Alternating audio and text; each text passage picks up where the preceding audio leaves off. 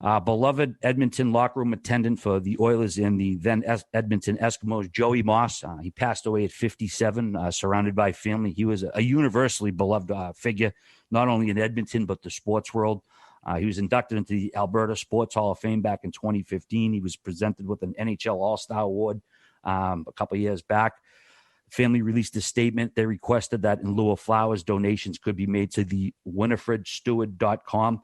It's an organization that empowers people with disabilities. Joey had Down syndrome. If you want to donate, just go to the site and click on donate. It's winifredstewart.com. There's 2 N's in Winifred, and also Elliot Friedman has the tweet pinned on his page. That might be easier for you.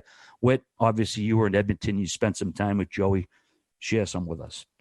Oh, this was tough news to get. You know, you there's certain people like you meet in life and you get the chance to be around. You'll never ever forget like the moments you had with him. And this guy was unreal. And so my, you know, what I knew about Joey before I got to Edmonton was I just remember seeing him in the 06 Cup Finals when he would belt out the anthem. He always sat like first row, right behind the bench, behind the trainers.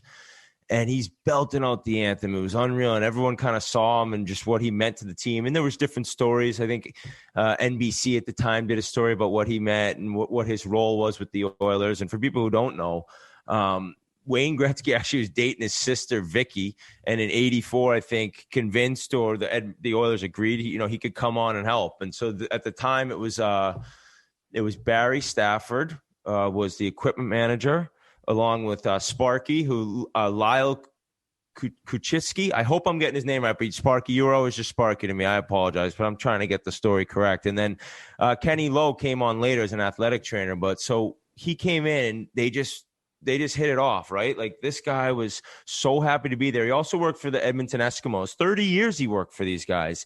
And he became one of the boys. When I tell you I got in and met him, you think like it's one thing, and then all of a sudden when he's talking with everyone, he's giving people shit. Guys are giving him shit.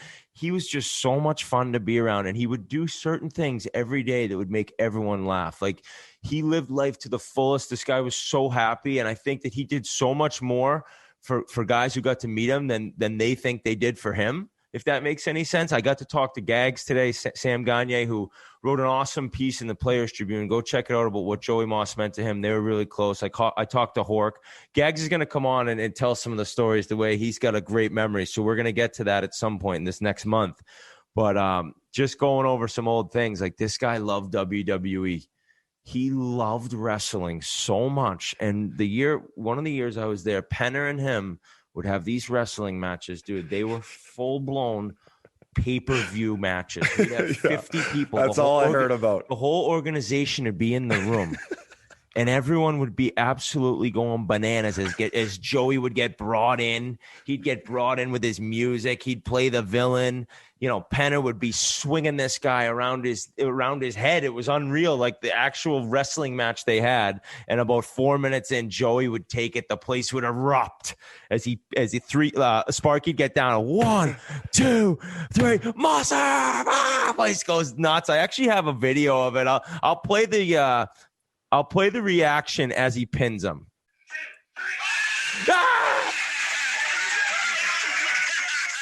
I mean, the music starts pumping. He's dancing. He'd be singing la la la la la la bamba.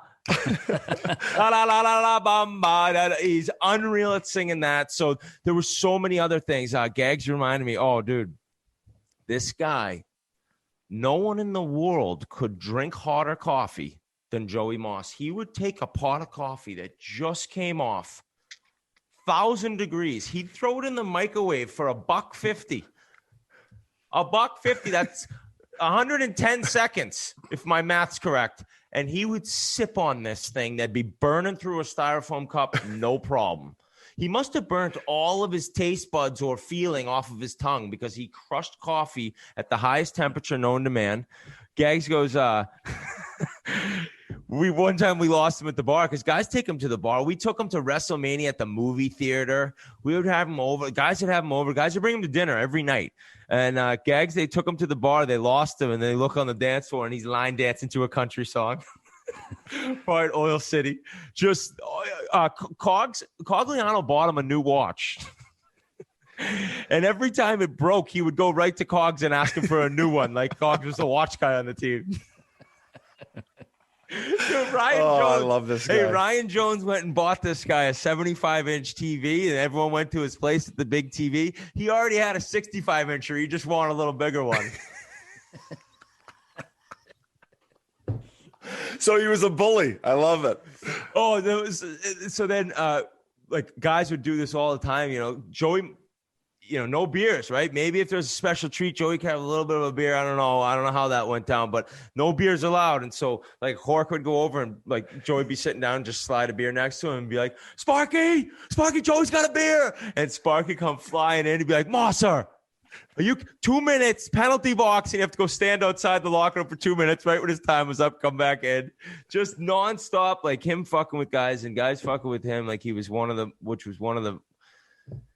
best people ever. I think he's going to be so missed. And like I said, read Gaggs' article. So many former players said different things on social media, Instagram, Twitter, remembering him. And what really sucks is that what's going on with COVID and the borders, because there would have been an amazing turnout to celebrate his life. And that sucks. So somebody that'll never be forgotten. Anyone who ever met him will never forget him, and certainly anyone who got to spend a lot of time with him. Those Oilers, and then I should have bring up now Jeff Lang and Harry are there now with TD4s and these guys who, once the old staff moved on, nothing changed with Joey. Right? He was with everyone else, and everyone took care of him, and we're all gonna miss him. So rest in peace, Joe Moss. 57 amazing years, and anyone who met you was really lucky.